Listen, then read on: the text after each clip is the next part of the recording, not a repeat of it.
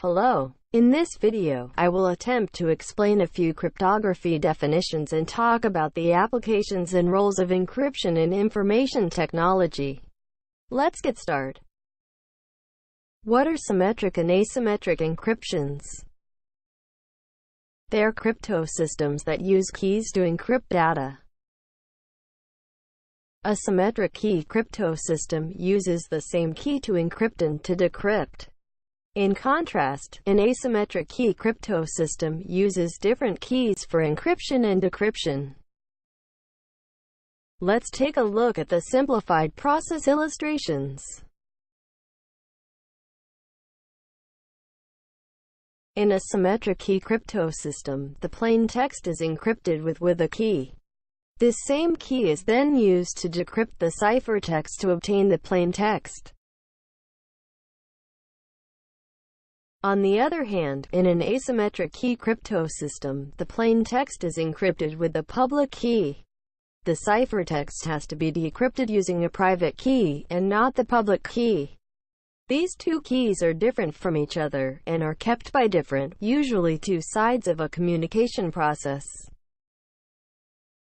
Next, what is hashing?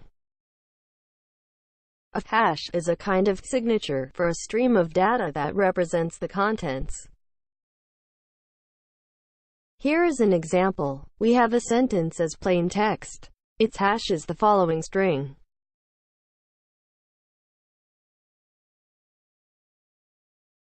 If we try changing just one character of a small text file, you'll find that even very small changes to the input yield sweeping changes in the value of the hash. And this is known as the avalanche effect.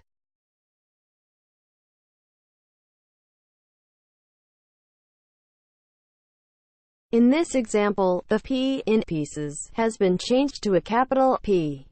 Even with such insignificant change, the resulting hash is drastically different from the original sentence's hash. So how is hash different from encryption?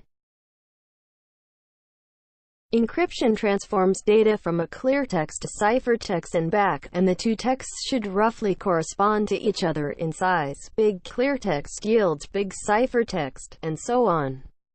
Encryption is a two-way operation. Hashes compile a stream of data into a small digest, and it's strictly a one-way operation. All hashes of the same type have the same size no matter how big the inputs are. In this example, we use a text paragraph. The resulting hash is only a string, whereas the ciphertext is also a paragraph of about the same size. Now let's take a look at a few applications of encryption in information technology, as well as the roles of certain types of encryption techniques.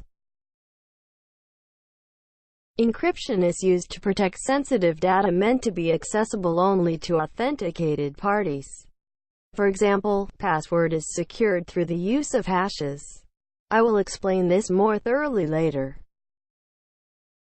Other sensitive data is also encrypted to provide another layer of security, such as company records, national secrets, and so on.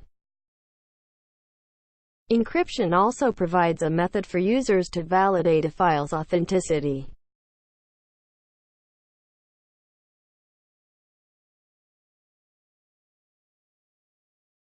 Let's take a look at this download page for OpenSSL.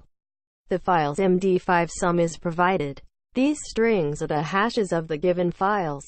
This is a mean for user to check the file's credibility by downloading the file and getting its MD5 hash. If the resulting hash is the same as the given MD5 sum, the file is safe.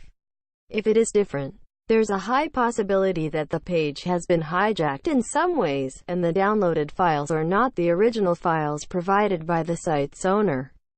Thus, they are not safe and should not be used. This is one of the core rules of hashing.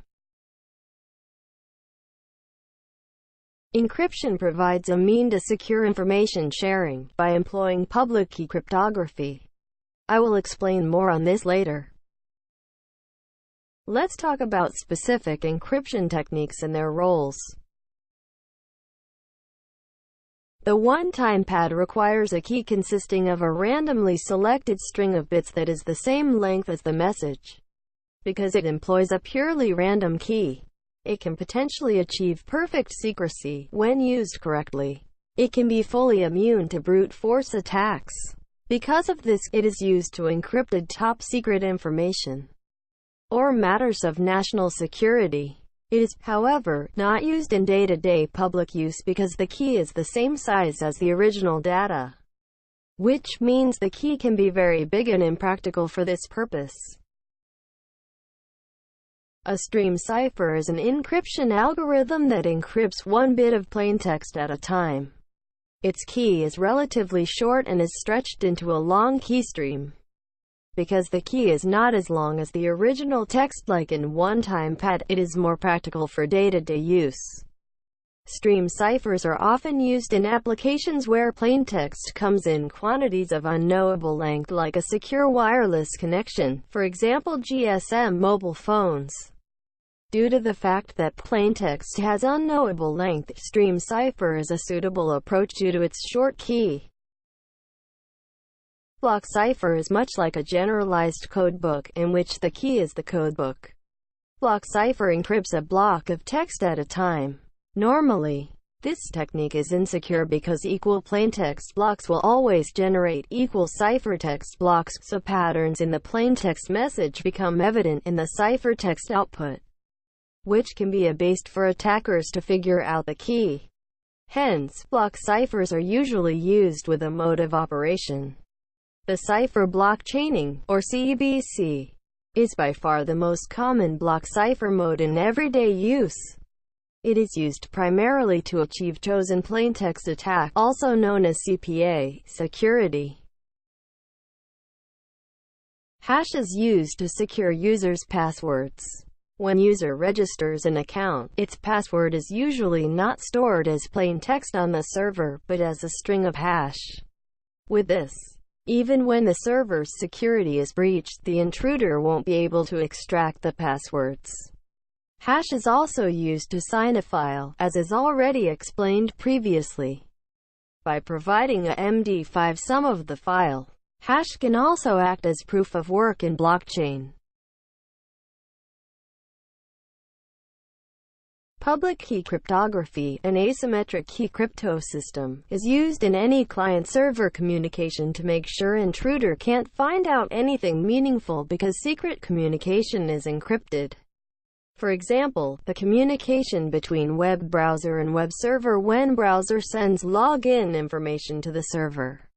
The information sent is encrypted by the public key given by the server, which is then decrypted by the server with the private key. By doing this, data is not leaked in the process. This system is employed because of its asymmetric characteristic. If other encryption methods were used, the browser would have to attach the key along with the login information, making it possible for outsider to steal the data and decrypt it using the attached key. And that's it for the video. I hope I was able to explain everything in an easy to understand manner. Thank you very much for watching.